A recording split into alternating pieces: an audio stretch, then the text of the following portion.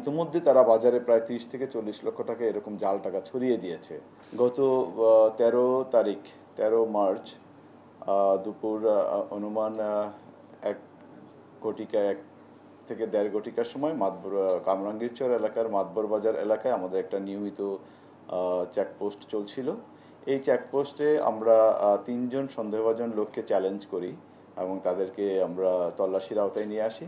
তো তল্লাশির আওতায় আনাকালে আমরা যে 3 জন পেয়েছিলাম, এই 3 জনের মধ্যে একজনের নাম হলো হানিফ গাজী, একজনের নাম সুমন, আর একজনের নাম হলো সুলতানা, একজন ভদ্রমহিলার সাথে ছিলেন।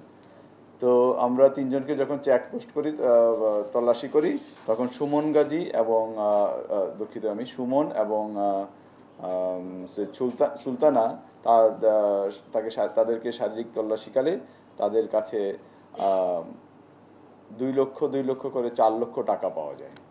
তো প্রাথমিকভাবে তারা এটা স্বীকার করছিল না যে আমরা টাকাটা কিসের, বা একটু আমরা যখন সন্দেহ হয় তখন টাকাটা আমরা চেক করে আমরা প্রাথমিকভাবে বুঝতে পারি যে টাকাটা জাল। তখন তাদেরকে জিজ্ঞেস করলেও তারা এক পর্যায়ে স্বীকার করে।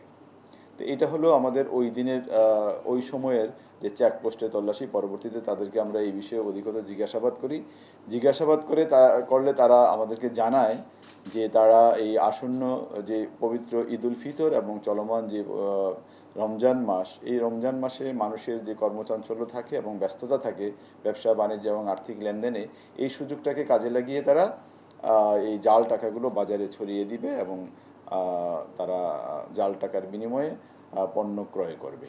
এটা ছিল তাদের একটা উদ্দেশ্য। তো পরবর্তীতে তাদেরকে আমরা আরও জিজ্ঞাসাবাদ করলে তারা জানায় ইতিমধ্যে তারা বাজারে প্রায় 30 থেকে 40 লক্ষ টাকা এরকম জাল টাকা ছড়িয়ে দিয়েছে, এবং সেটা হলো তাদেরও আরও কিছু সহযোগী তারা আছে সেই সহযোগিতার মাধ্যমে। এবং আমরা তাদেরকে আরও জিজ্ঞাসাবাদ করি যে এই জাল টাকাগুলো কোথায় প্রস্তুত করা হয়, কোথায় বানানো হয় এবং আরও আছে কিনা। তখন তারা আমাদেরকে এ বিষয়ে আরও তথ্য দেয়। সেই তথ্যের ভিত্তিতে আমরা নারায়ণগঞ্জের সিদ্ধিরগঞ্জ থানাধীন কদমতলী এলাকায় একটা বাড়িতে অপারেশন করি। সেই বাড়িতে অপারেশন করে আমরা আরও বিপুল সংখ্যক জাল টাকা উদ্ধার করি এবং জাল টাকা তৈরি যে সকল সরঞ্জামাদি আছে সে সকল সরঞ্জামাদি আমরা উদ্ধার করি। এবং সেই জাল টাকার মধ্যে ওখানে আমরা প্রথমে যে আমরা 4 লক্ষ টাকা পেলাম, ওই বাড়ি থেকে আমরা আরও 16 লক্ষ টাকা একেবারে ফিনিশড প্রোডাক্ট, যেটা আর কি আমি যদি আপনাদেরকে একটু করি, এই টাকাটা একবারে ফিনিশড। এইরকম এটা একটা 500 টাকার নোট জাল এবং এটা একটা 1000 টাকার নোট জাল। এটা দেখেন আপনারা।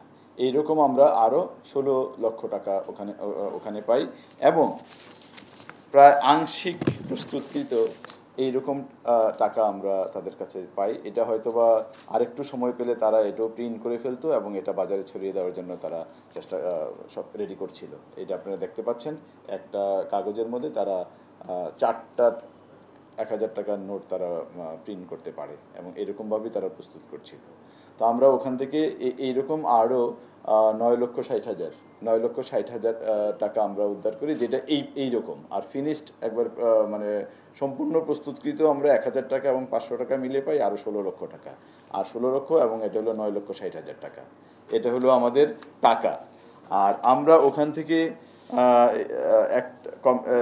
এই কাজে, অর্থাৎ এই জাল টাকা তৈরির কাজে ব্যবহৃত বিভিন্ন সরঞ্জামাদি উদ্ধার করি। এর মধ্যে কম্পিউটার মনিটর আছে, তারপরে প্রিন্টার আছে এবং 10টি জাল টাকা তৈরির যে 10টি ডাইস, যেগুলো তারা এরকম রং দেওয়ার কাজে ব্যবহার করে, এবং বিভিন্ন অন্যান্য সরঞ্জাম, গ্লু, রাবার কাটার, এই টাইপের বিভিন্ন সরঞ্জাম, এবং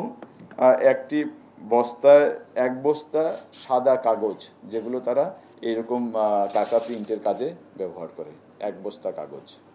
তো এটা হলো আমাদের উদ্ধারের পরিমাণ। এবং আমরা যে 3 জনকে, সুমন গাজী, হানিফ গাজী, তার বয়স 54 বছর, তার বাড়ি বরগুনা জেলায়, এবং সুমন 38, তার বাড়ি মাদারীপুর জেলায়, এবং আরেকজন ভদ্রমহিলা, ওনার নাম সুলতানা, ওনার বাড়ি বরিশাল জেলায়। এবং আমরা যেটা লক্ষণীয় এখানে যে বিষয়টা, এই 3 জনই অভ্যাসগতভাবে এরকম জাল টাকা প্রস্তুতকারী।